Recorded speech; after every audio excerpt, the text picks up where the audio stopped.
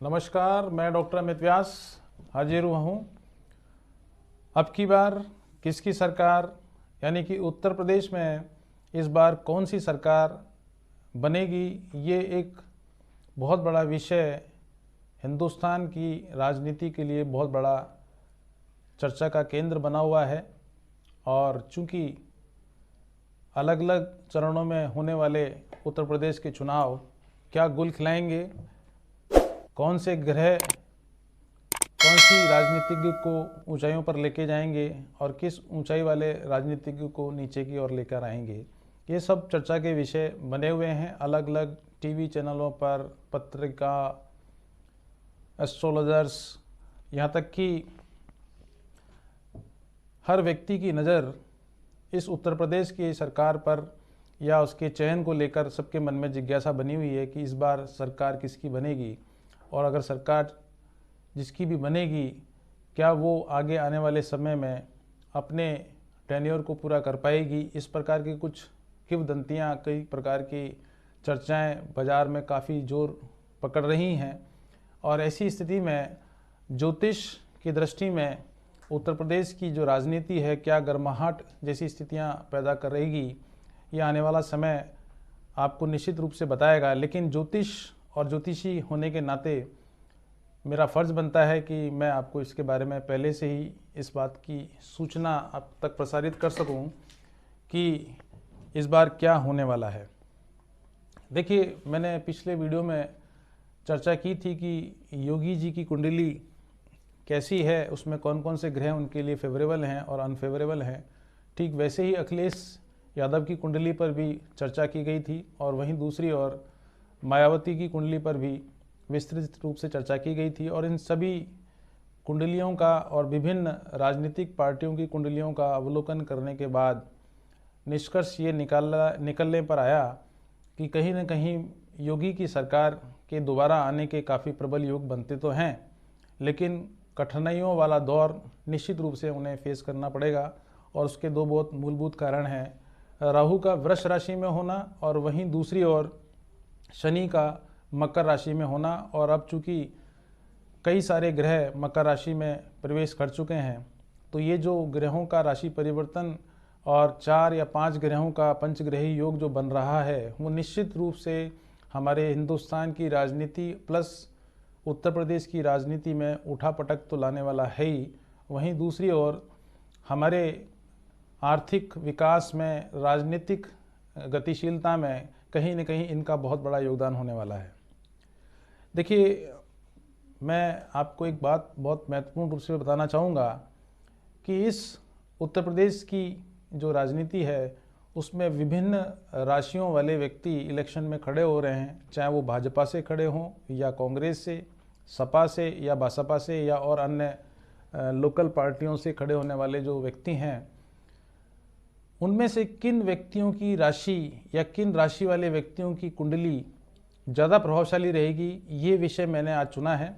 और कितनी सीटें किन किन राजनीतिक पार्टियों को मिलेंगी, उस पर भी मैं चर्चा करने के लिए आज आपके सामने उपस्थित हुआ हूँ। देखिए, सबसे पहले तो बात करते हैं कि ऐसे कौन सी राशि वाले व्यक्ति हैं जिनके सितारे बुलंद होंगे और इस राजनीति में वो परचम फहराएंगे। तो सबसे पहले बात करते हैं मेष राशि वालों की। देखिए, मेष राशि वालों की जो स्थिति है ग्रहों की, बृहस्पति 11वें स्थान में है, शनि दशम में बैठे हुए हैं, सूर्य भी दशम में बैठे हैं और बुध भी दशम में हैं। तो ऐसी स्थिति में कहीं ना कहीं ये निश्चित मान के चलिए कि मेष राशि वालों के जितने भी जातक हैं, चाहे वो किसी भी राजनीतिक पार्टी से खड़े हुए हैं, उनके सितारे निश्चित रूप से बुलंद होने वाले हैं।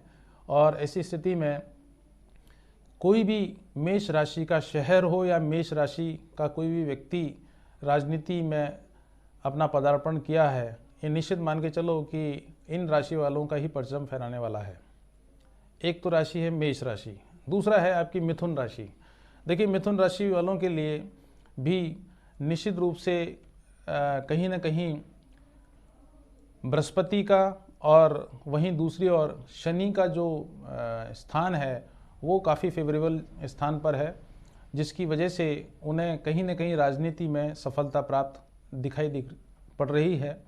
परंतु 12वें स्थान पर राहु होना मिथुन राशि वालों के लिए अंतर द्वंद्व की स्थिति, राजनीतिक उठापटक की स्थिति और विशेष रूप से जो जातिगत समीकरण है वो मिथुन राशि वालों को थोड़ा परेशान कर सकते हैं, परंतु फिर भी परिणाम इनके फेवर में दिखलाई पड़ रहे हैं।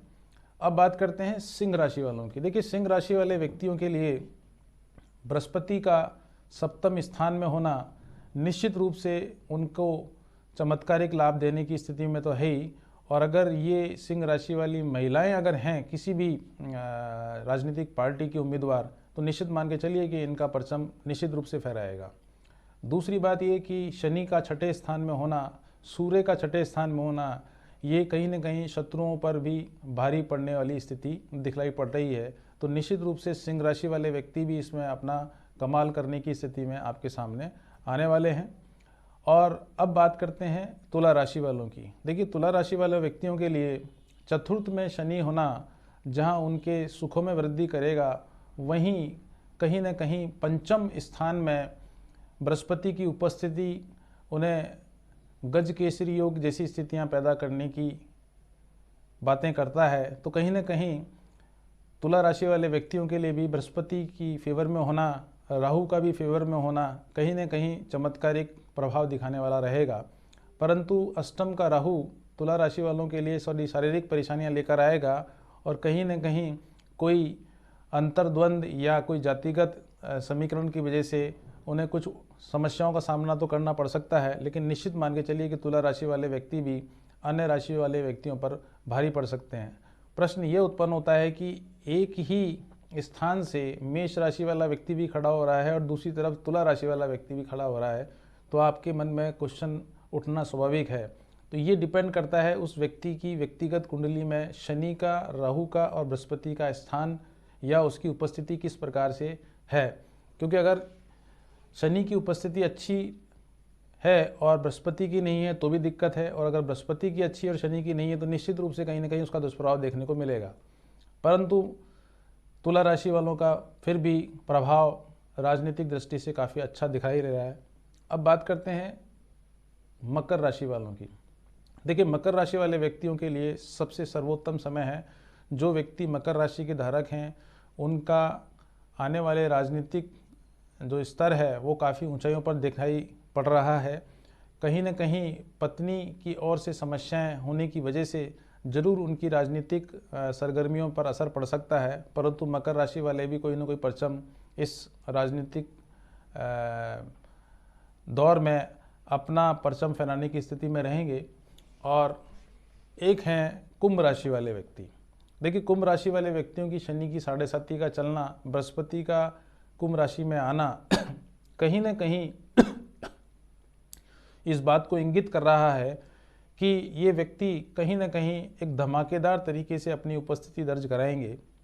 अगर उनकी कुंडली में शनि की स्थिति अच्छी है कुंभ राशि वाले व्यक्तियों की, तो ये मान के चलिए कि उन्हें कोई उच्च पद की प्राप्ति भी निश्चित रूप से देखने को मिल सकती है। तो कुछ राशियां तो ऐसी हैं जो न तो अच्छा असर रखेंगी न बुरा असर रख पाएंगी। तो उनमें है मीन राशि और कन्या राशि। ये दो राशि वाले ऐसे हैं जिनकी ग्रहों की स्थिति अच्छी तो नहीं कह सकते, मगर सुखद परिणाम देने वाली नहीं होगी। तो कुल मिला के बात यूँ ही कि हमारे यहाँ पर राजनीति में मेष राशि वाले, मिथुन राशि वाले, सिंह राशि वाले, तुला राशि वाले और मकर राशि के साथ साथ में कुंभ राशि वाले व्यक्ति राजनीति में ही अपनी सफलता दर्ज कराने की स्थिति में दिखलाई पड़ रहे हैं। तो ये तो बात की मैंने आपसे कि इस उत्तर प्रदेश की आने वाली सरकार में किन किन राशि वाले व्यक्तियों का प्रभाव देखने को मिल रहा है या मिलेगा। अब बात करते हैं कि योगी, अखिलेश और मायावती, ये तीन वो कैरेक्टर हैं जिनका राजनीति का प्रभाव उत्तर प्रदेश में काफ़ी देखने को मिल रहा है और आगे आने वाले टाइम में मिलेगा।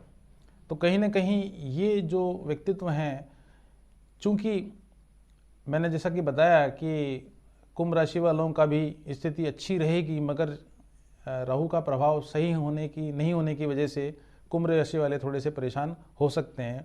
तो योगी की कुंडली में जो राशि है वो है कुंभ राशि। तो निश्चित रूप से राहु का दुष्प्रभाव कहीं ना कहीं जातिगत समीकरणों के आधार पर थोड़ा सा इनको नुकसान पहुंचा सकता है, परंतु फिर भी इनकी शनि की स्थिति अच्छी होने की वजह से, दूसरा बृहस्पति का और मंगल का जो कॉम्बिनेशन है, प्लेसमेंट है, वो कहीं ना कहीं इनको शत्रुओं पर भारी जवाब देने की स्थिति में प्रस्तुत करेगा, मगर सीटों का नुकसान निश्चित रूप से इनको होने वाला है। अब बात करते हैं अखिलेश यादव की कुंडली की, तो उनकी भी जो राशि है वो मिथुन राशि है। तो मैंने आपको बताया अभी इससे पहले कि मिथुन राशि वाले व्यक्तियों के लिए कहीं ना कहीं राहु 12वें स्थान पर रहेगा। तो जहाँ बार बार राहु का नाम आता है वो कहीं ना कहीं जातिगत समीकरणों की ओर इंगित करता है, क्योंकि व्यक्ति जो है व्यक्ति विशेष को लेकर या राजनीतिक पृष्ठभूमि को लेकर वोट डालता है, वो तो एक अलग विषय है, लेकिन जब जाति को आधार बनाकर वोट डालता है तो कहीं ना कहीं उसका प्रभाव राहु से हम जोड़ते हैं। तो इसका दुष्प्रभाव जहाँ अखिलेश को भुगतना पड़ेगा, वहीं दूसरी ओर अखिलेश को भी राहु की दुष्प्रभावशीलता का प्रभाव देखने को मिलेगा, और उसका मेन कारण रहेगा जातिगत समीकरण। अब बात करते हैं मायावती जी की। देखिए, मायावती जी की जो कुंडली है वो मकर राशि की कुंडली है, यानी वो मकर राशि की धारक हैं। और मैंने बताया कि मकर राशि वालों का भी समय बहुत बेहतरीन साबित होने वाला है। परंतु मैंने एक बात और बोली थी कि कुंडली में शनि का प्लेसमेंट मकर राशि वालों के लिए अगर अच्छा है तो वो उन्हें राजनीति में परचम फहराने की स्थिति में रह सकता है। परंतु मायावती जी की कुंडली में 5वें स्थान में शनि, मंगल और राहु की स्थिति होने की वजह से कहीं न कहीं इन्हीं के व्यक्तियों के माध्यम से या इन्हीं के ही पार्टी के व्यक्तियों के द्वारा इनको धोखा देने जैसी स्थिति इनको देखने को मिलेगी, जिसका परिणाम ये रहेगा कि इनको अपेक्षित परिणाम निश्चित रूप से प्राप्त नहीं हो पाएंगे। तो कुल मिला के बात ये हुई कि किन किन राशि वाले व्यक्तियों को उत्तर प्रदेश की इस राजनीतिक सरगर्मी में कितनी सफलता प्राप्त होगी, और दूसरी ओर इन पार्टी के जो नेता हैं जिनके बारे में चर्चा बनी हुई है कि योगी की सरकार बनेगी या अखिलेश की बनेगी या मायावती की बनेगी, तो उस पर एक प्रश्नवाचक चिन्ह इसलिए भी लग जाता है कि हर व्यक्ति किसी न किसी रूप में राहु के प्रभाव से पीड़ित है और कहीं न कहीं शनि का प्रभाव भी देखने को मिल रहा है। परंतु इन सब के बावजूद भी अखिलेश की सरकार दोबारा से आने के काफ़ी प्रबल योग बन रहे हैं, और बाकी की जो स्थिति है अखिलेश, मायावती, कांग्रेस या अन्य दलों की, तो वो इम्प्रूवमेंट की स्थिति में तो नज़र आएंगे। यानी कि अगर वो इम्प्रूव होते हैं तो उसका नुकसान या उसका खामियाजा कहीं ना कहीं बीजेपी को भुगतना पड़ेगा, जिसकी वजह से उसकी सीटों में कमी आ सकती है। तो ऐसी स्थिति में सीटों में कमी तो निश्चित रूप से बीजेपी को या योगी सरकार को भुगतने वाली स्थिति में रहेगी, लेकिन फिर भी सरकार निश्चित रूप से योगी की ही बनने के काफ़ी प्रबल योग बन रहे हैं। जैसा कि मैंने पिछले वीडियो में बताया था कि बीजेपी से चयनित उम्मीदवार के रूप में योगी जी को जो सीटें मिलने की बात एस्ट्रोलॉजिकल की जा रही है, तो वो है 225 से लेकर 240 सीटों के बीच में योगी की सरकार को सीटें मिलने के प्रबल योग बनते हैं। और दूसरी ओर अखिलेश की जो कुंडली है या उसके राजनीतिक कुंडली है, उसके आधार पर जो सीटों का एलोकेशन बन पाया है वो 85 से लेके लगभग 92 सीटें जो है वो सपा के खाते में जाने की और दिखलाई दे रही है एस्ट्रोलॉजिकल कैलकुलेशन के आधार पर। और अब बात करते हैं मायावती की, तो मायावती की कुंडली में भी 75 से लगभग 82 सीटें इनकी झोली में दिखलाई पड़ रही हैं, क्योंकि कहीं ना कहीं इन तीनों की कुंडली में राहु का प्रभाव और कहीं ना कहीं उनकी खुद की कुंडलियों में भी शनि का और राहु का जो प्लेसमेंट है वो हर व्यक्ति को किसी न किसी रूप में लाभान्वित तो कर रहा है। लेकिन कुल मिला के सरकार बनने की स्थिति में उत्तर प्रदेश में योगी ही सबसे आगे निकल के आ रहे हैं। तो ये आज चर्चा का विषय इतना ही पर्याप्त है। आज के लिए तो नमस्कार।